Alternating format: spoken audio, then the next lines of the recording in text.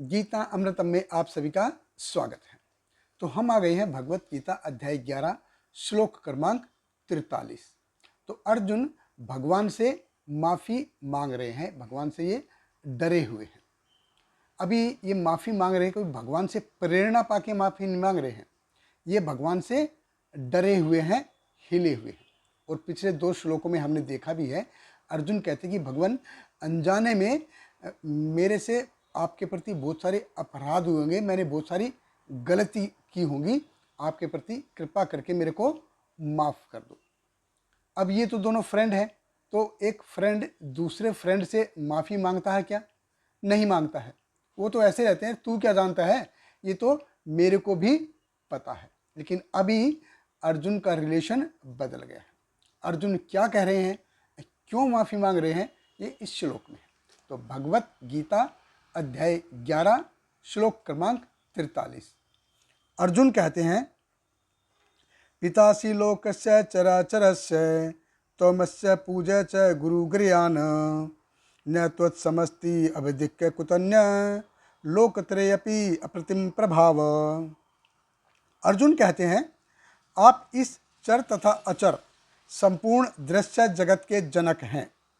आप परम पूज्य महान आध्यात्मिक गुरु हैं।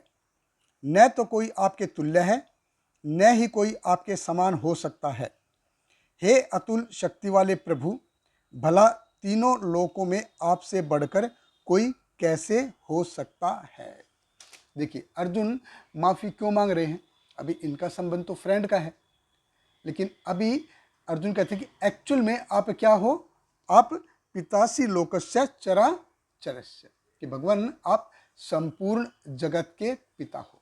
जैसे कोई बेटा होता है या बेटी होती है, संतान होते हैं, तो उसका जो अस्तित्व है वो पिता से होता है, क्योंकि वो पिता बीज प्रदाता होता है, बीज देने वाला होता है, तो वो है, और उसी से फिर वंश चलता है।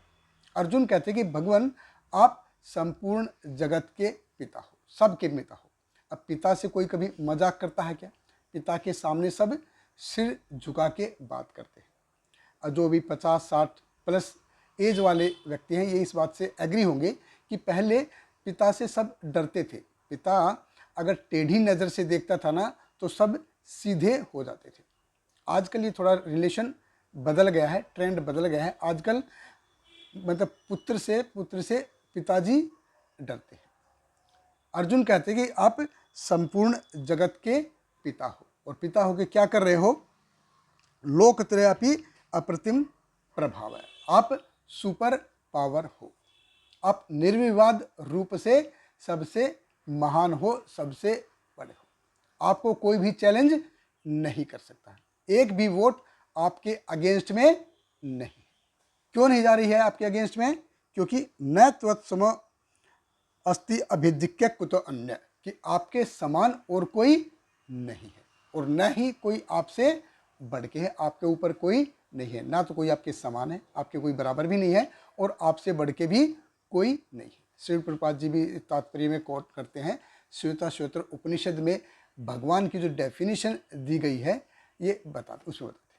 तो उसमें बताते कि न तस्य कार्य करणम च विद्यते न तत्समश्च अवधिश्च दृश्यते, न तस्य कार्य करणम च विद्यते, कि भगवान के लिए कोई भी कार्य नहीं है करने के लिए। भगवान के लिए कोई भी कार्य नहीं है। अब भगवान क्यों आए, कब आए, भगवान के आने का कारण क्या है, ये सारे के सारे जो क्वेश्चन है, ये सारे के सारे क्वेश्चन जो हैं गलत क्वेश्चन है, और ये कोई मुश्किल नहीं है समझना, मुश्किल बात नहीं है। देखिए जैसे जीरो है, अब जीरो सिंबल को जीरो क्यों कहते हैं? अब एक सीधी जो डंडी है उसको एक क्यों कहते हैं? अभी 2 और 2 4, 4 क्यों कहते हैं?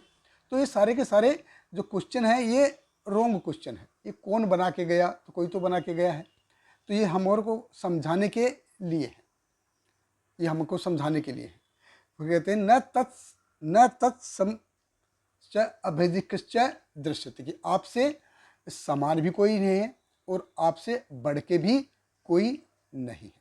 आप संपूर्ण जगत के स्वामी हो, आपके समान कोई नहीं है, आपके ऊपर कोई नहीं। और अर्जुन भी यहाँ पे यही कह रहे हैं। अर्जुन कहते हैं न त्वत्सम अस्ति अभिदिक्षक कुतः अन्यो, कि आपसे बढ़ के और कोई नहीं है।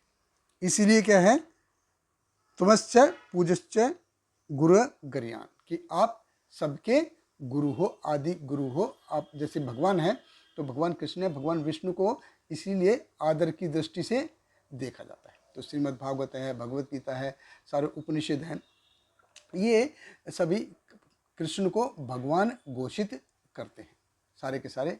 और जब भी भगवान बोलते हैं, कृष्ण बोलते हैं, तो श्री भगवान उवाचा, एक आदर से उनको संबोधित किया जाता है। लेकिन आजकल क्या है, आजकल के ट्रेंड में जैसे बोलते हैं कि यार भगवान भगवान राम तक तो ठीक है, लेकिन कृष्ण कृष्ण ये थोड़ा सा गड़बड़ है।